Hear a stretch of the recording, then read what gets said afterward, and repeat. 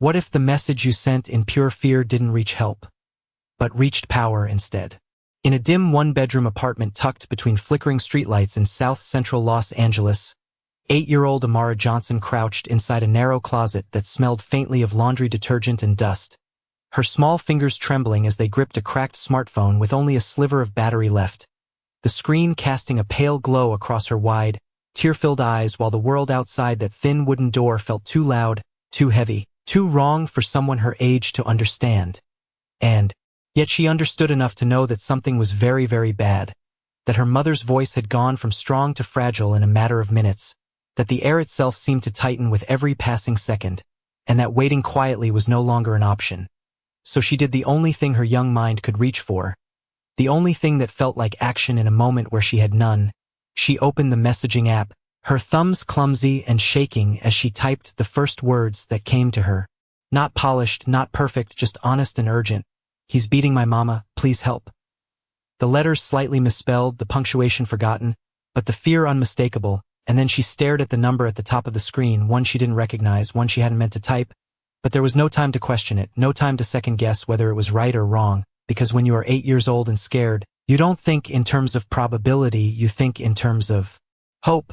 So she hit send, the tiny whoosh sound echoing louder in her ears than anything else in that moment, and just like that, the message left her world and entered another, one she could never have imagined. Miles away across the city where neon signs painted the streets of Koreatown in soft electric colors.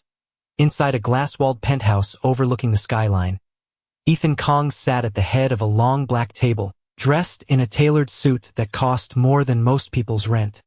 His posture calm, his expression unreadable, as men twice his size waited for his approval on a deal worth over $2 million.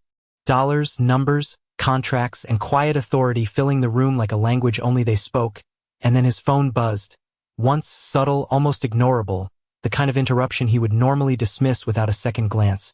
But something made him pause, just long enough to pick it up, just long enough to read the message that had crossed an invisible line between two completely different worlds. "He's beating my mama. Please help." And for a brief second, nothing in the room moved. Not the men, not the city lights, not even Ethan's breath, before he exhaled slowly, setting the phone back down as if it were nothing more than a misplaced notification. A wrong number. A problem that belonged to someone else, because in his world, people didn't ask for help like this, not directly, not without consequence. And yet somewhere in the back of his mind, something quiet and uninvited stirred, a faint echo of a past he had long buried, but not yet ready to face. So he picked up his pen again, the contract still waiting, the deal still unfinished, and the message, unanswered, sitting silently on the screen like a question no one had asked him in years. Coordinates appeared not as numbers but as a narrowing possibility.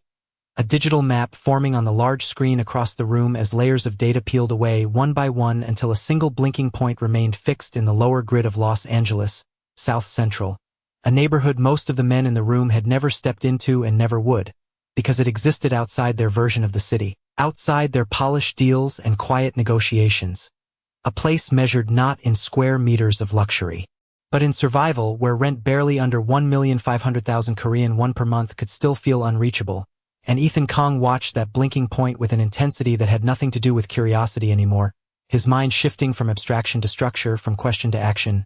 "How accurate?" he asked, his voice steady, and the analyst responded immediately. "Within 50 meters, signal is weak but consistent." And that was enough, not certainty but proximity, and in his world proximity was all that mattered, because distance could be closed, but time, once lost, could not be reclaimed. He reached for his jacket without hesitation. The fabric smooth and precise as it settled over his shoulders, every movement deliberate, every second accounted for. Yet beneath that control there was something else building, something quieter, something less defined, a tension not rooted in danger but in recognition, as if the situation unfolding was not entirely unfamiliar, even if the details were different. His head of security stepped closer, lowering his voice. "We can send a team, you do not need to go personally." And for a moment that suggestion hung in the air like a return to normalcy, a path back to distance, to detachment, to the version of himself that never stepped into uncertainty without layers of protection. But Ethan shook his head once, Not sharply, not dramatically, just enough to close the option entirely, because sending someone else would mean reducing the message to a task, and something about that felt wrong in a way he could not logically justify. "Prepare the car," he said, and the shift was immediate. Chairs moved, devices were closed, orders were relayed in low, efficient tones, the room dissolving into motion around a decision that had not been debated but simply made. And as they moved, Ethan picked up his phone again, the screen still open, the messages unchanged, and for the first time since they had appeared, he typed a response, slowly, deliberately, each word chosen not for impact but for clarity. "Send your address. I am on my way." He read it once before pressing send, not because he doubted the words, but because he understood what they implied, a commitment, not just to action but to involvement, and as the message disappeared into the network, traveling back across the same invisible distance it had crossed before, the weight of it settled in because this was no longer an observation, no longer a calculation, it was a decision that could not be undone. Outside the building the city moved as it always did, cars passing, lights shifting, people unaware of the small intersection of lives about to take place, and inside a dim apartment where the air felt heavier with every passing second, Amara Johnson stared at the phone in her hands, the battery now dangerously low, her breathing shallow as she watched the screen, waiting without knowing what she was waiting for, until suddenly it lit up, a single message appearing, simple, direct, real, "Send your address. I am on my way."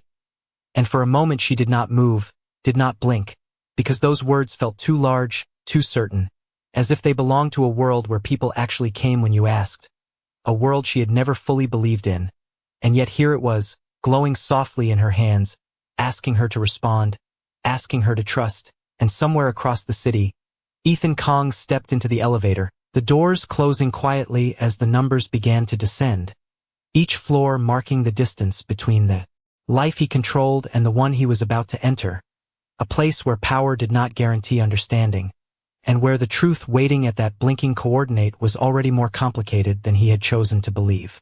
The elevator doors opened without a sound, revealing a quiet lobby bathed in soft white light that reflected off polished stone floors, a world so controlled it almost felt detached from time itself, and Ethan Kong stepped forward with the same composed precision he carried into every decision, his footsteps measured, his expression unchanged, yet beneath that stillness something had already begun to shift in a way he could not fully name, because for the first time in a long time he was moving toward a situation without a clear outcome, and that uncertainty did not weaken him but sharpened something deeper, something instinctive. Outside 3 black vehicles waited in perfect alignment, engines running, headlights cutting clean lines across the pavement, and the moment he approached the lead car, the rear door opened automatically, his security team already in position, eyes alert, movements efficient, everything exactly as it should be, yet this mission was already different in a way none of them voiced because there was no target file, no confirmed threat, only a message sent by a child to a number she did not know, and that alone disrupted the usual structure of control. Ethan entered the vehicle and the door closed behind him with a soft, final sound, sealing him into a space where decisions could no longer be delayed. The car began to move immediately, merging into the flow of the city, passing through districts that shifted from polished storefronts to quieter, dimmer streets, the contrast unfolding outside the tinted windows like a map of invisible boundaries. And inside the car the silence was heavier than usual, not tense but focused as data continued to update on a tablet screen in front of him, coordinates refining, signal patterns stabilizing, each detail narrowing the distance between intention and reality. His head of security spoke again, careful, measured. "We are still verifying the connection to the previous case, it could be unrelated." And Ethan nodded slightly, acknowledging the logic without fully accepting it, because even as information built around him, his mind kept returning to the message itself, the simplicity of it, the absence of manipulation, and that absence was beginning to feel more significant than any confirmed detail. He glanced down at his phone, waiting not for confirmation, but for a response, and across the city in a space where the walls felt closer with every passing second, Amara Johnson stared at the screen with a mixture of disbelief and urgency, her small fingers hesitating for just a moment before typing the address exactly as she remembered it, each number slow, deliberate, afraid of making a mistake that could erase the only connection she had. She pressed send and held the phone tightly, as if letting go of it might break whatever fragile link had just formed. And then she waited, listening to the distant sounds around her. Her breathing uneven but steady enough to keep her focused, because now she was not just hiding. She was part of something larger, something moving toward her. And back in the car, Ethan saw the message appear, the address clear, specific, real, not a random string of digits but a location that existed, that could be reached, that demanded action. He tapped once on the screen and the navigation system updated instantly, recalculating the route, the driver adjusting without needing instruction, speed increasing just enough to cut through traffic without drawing attention. And as the city lights shifted around them, Ethan leaned back slightly, his gaze forward, but his thoughts no longer aligned with the assumptions he had made earlier, because the more real the situation became, the less certain his initial judgment felt. The idea that this was simply a complication, simply a connection to a larger investigation, began to lose weight against something far more immediate, the reality of a child waiting for an answer she had already received. And for the first time since the night began, Ethan did not see this as a problem to be managed, but as a moment that required something he had spent years avoiding: involvement without distance, action without calculation. And as the car moved deeper into streets where the lights grew dimmer and the buildings closer together, the gap between his world and hers narrowed kilometer by kilometer, until it was no longer just a distance on a map, but a line he had already crossed the moment he chose to respond. The city outside no longer looked the same as it had 20 minutes earlier, the clean lines and bright storefronts of Koreatown fading behind them as the car moved deeper into South Central, where the streetlights were spaced farther apart and the shadows felt heavier. Buildings closer together, paint worn, signs flickering instead of glowing, and Ethan Kong watched it all pass through the tinted glass without comment. His posture unchanged but his attention sharper, because this was not a place his world intersected with often, not directly, not without intention, and yet tonight he was moving into it without the usual preparation, without a defined objective beyond a message that continued to echo in his mind in ways he could not dismiss.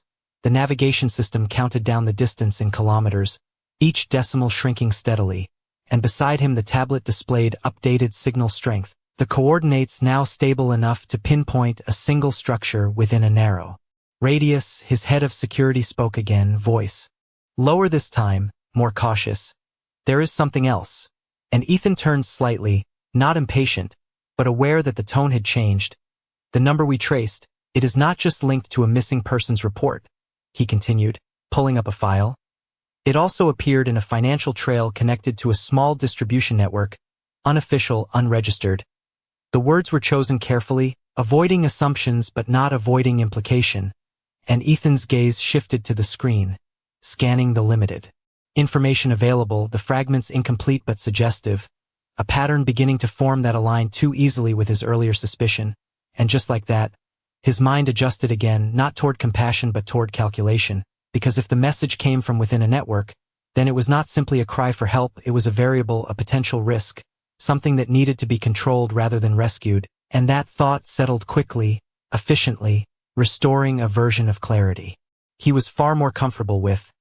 "Then we proceed carefully," he said, his voice returning to the controlled tone his team recognized, and the men around him nodded, adjusting their posture, their expectations shifting with his words, because this was familiar territory again: investigation, containment, strategy. And yet even as that structure reformed around him, something remained unsettled beneath it, something that did not fully agree with the conclusion he had reached. But he ignored it, as he had learned to ignore many things that did not serve immediate purpose. Outside the car the streets narrowed further, the navigation system announcing the final approach, less than half a kilometer remaining, and the driver reduced speed slightly, not enough to draw attention but enough to allow observation. Buildings passing slower now, details clearer, small houses, aging apartments, windows dimly lit or completely dark, a neighborhood that functioned quietly, unseen by the parts of the city that measured value in square meters and revenue. And inside one of those buildings, Amara Johnson shifted her position carefully, the phone still clutched in her hands, the battery now at 3%, the screen dimming to conserve what little remained. But she did not lower it, did not let it out of her sight, because it had become more than a device. It was proof that someone had answered, proof that her voice had not disappeared into nothing. And even as the sounds around her continued, distant and indistinct, she focused on that single connection, replaying the message in her mind as if repeating it could make it arrive faster, could turn words into footsteps, into presence, into something real. And across the narrowing distance Ethan Kong felt the shift again, subtle but undeniable, because as the location became real, as the abstraction resolved into a place he could physically enter, the idea of control felt less certain, less complete, and for the first time since he had chosen to come, a question formed that he had not yet answered, not about the situation, not about the network, but about himself, about why he had not simply sent someone else, why he had allowed a single message to alter the direction of his night. And as the car turned onto the final street, the navigation system announcing arrival within seconds, that question remained unresolved, waiting, just like the child on the other side of a door he had not yet opened. The car slowed almost imperceptibly as it turned onto the final street, tires rolling over uneven asphalt that carried the quiet history of a neighborhood long overlooked, and Ethan Kong leaned slightly forward, his gaze fixed through the windshield as the address aligned with reality for the first time. A small structure positioned between two others that looked nearly identical, worn paint, narrow windows, a single dim porch light flickering as if uncertain whether to stay on or give up. Entirely, and for a moment nothing moved, not inside the car, not outside it, as if the entire scene had paused at the edge of something that had not yet decided how it would unfold. The driver eased the vehicle to a stop about 20 meters away, not directly in front but close enough to observe without announcing arrival, and the other vehicles followed at a measured distance, forming a quiet perimeter that blended into the stillness of the street. Ethan did not open the door immediately. Instead he watched, scanning details that most people would miss, the angle of the curtains, the faint glow behind one window, the absence of movement where there should have been some, because even in a place like this, life usually left small traces, subtle signs that someone was awake, someone was present, but here those signs felt inconsistent, and that inconsistency tightened something in his chest that had nothing to do with fear and everything to do with timing. Beside him his head of security spoke softly.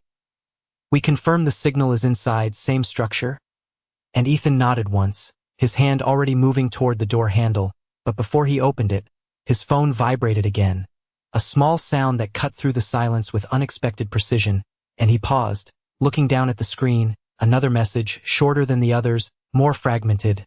"I hear him, he is coming." And for the first time since this began, the words did not settle into analysis.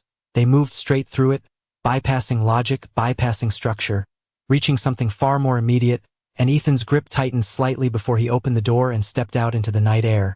The temperature cooler here, the scent different, less filtered, more real, his shoes meeting the ground with a quiet certainty that carried none of the hesitation he had felt moments before, because whatever this was, whatever network or complication lay beneath it, there was also a child inside that building who had already placed her trust in someone she did not know, and that fact had begun to outweigh everything else.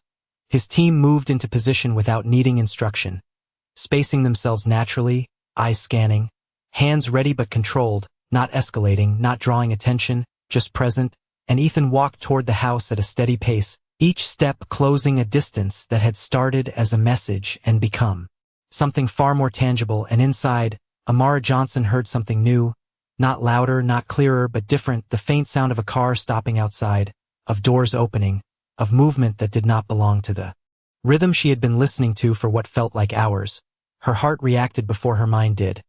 A sudden shift from waiting to something closer to hope, and she tightened her grip on the phone, the screen now dimming further as the battery dropped to 1%. But she did not look at it, because for the first time she did not need to. Something had changed in the air itself, something that suggested the words she had sent had not only been received, but answered. And as Ethan reached the front of the house, standing just outside the door that separated two completely different lives, he paused for a fraction of a second, not out of doubt but out of recognition, because this was the moment where assumption ended and truth began, and whatever waited on the other side would not be what he had already decided it was.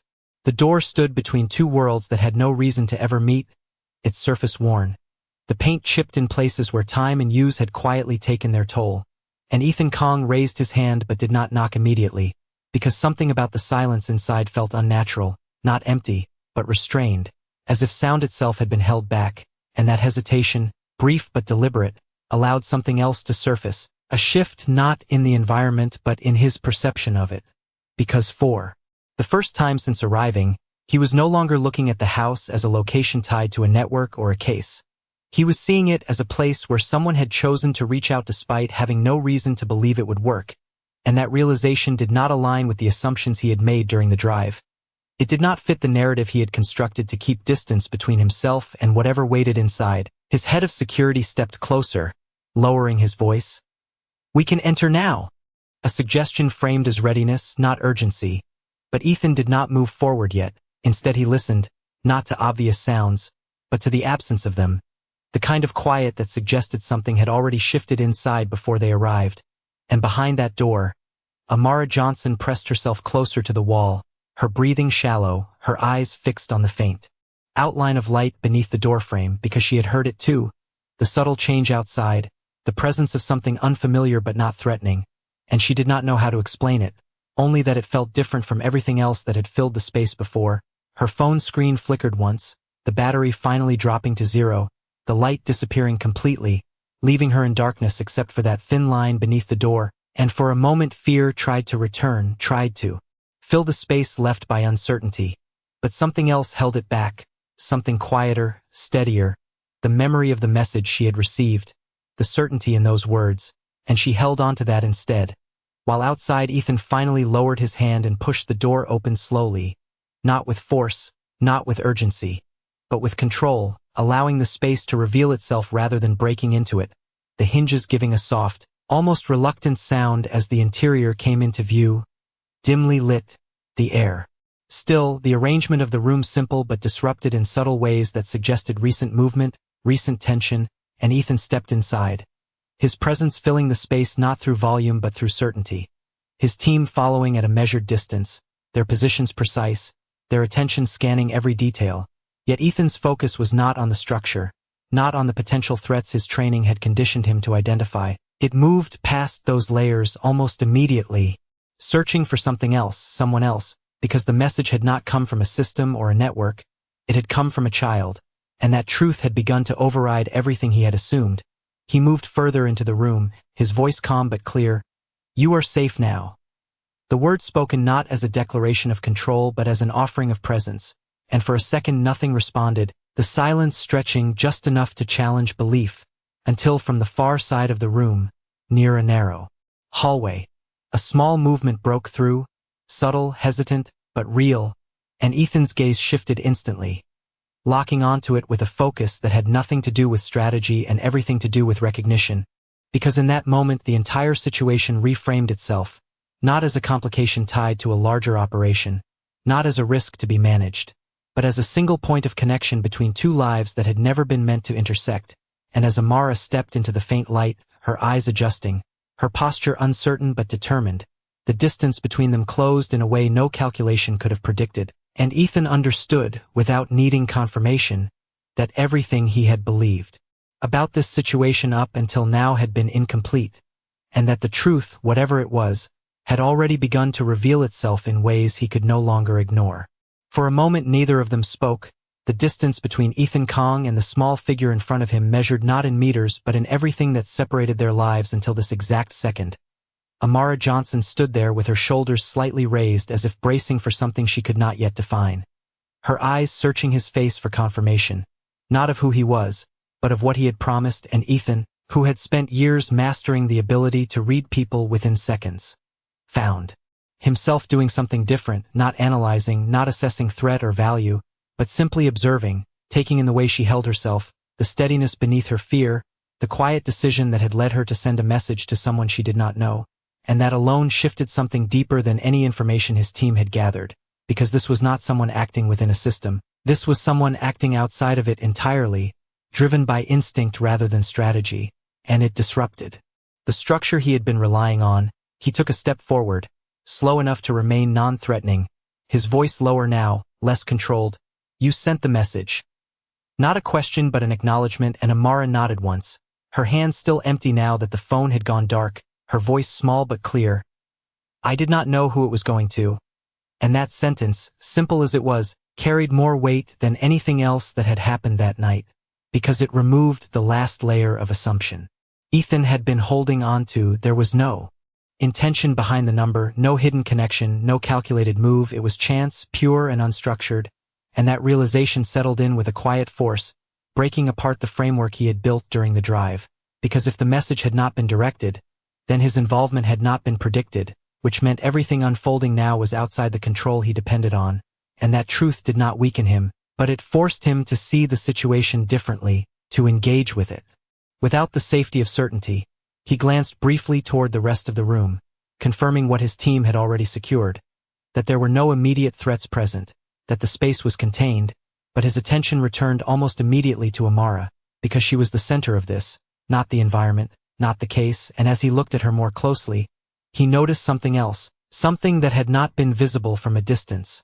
Not fear, not panic, but resolve, a quiet determination that did not match her age, and that detail unsettled him more than anything else, because it suggested this was not the first time she had been forced to be strong. "Where is your mother?" he asked, his tone steady but no longer detached, and Amara hesitated for just a fraction of a second before gesturing toward the side of the room. Her movement small but precise, and Ethan followed her indication without urgency, not rushing, not reacting, but moving with a controlled awareness that allowed the moment to unfold without breaking it, and as he approached, he understood something else, something that had been hidden not by deception but by his own assumptions, that this was not a situation he had stepped into at the beginning, but one that had already been in motion long before he arrived, one that had layers he had not yet uncovered, and as he turned slightly back toward Amara, meeting her eyes again, there was a subtle shift in his expression. Not dramatic, not visible to most, but real, because for the first time that night, he was no longer trying to define the situation before acting. He was allowing it to reveal itself, and in that shift, the distance between who he was and what was happening began to narrow in a way that no calculation could have predicted.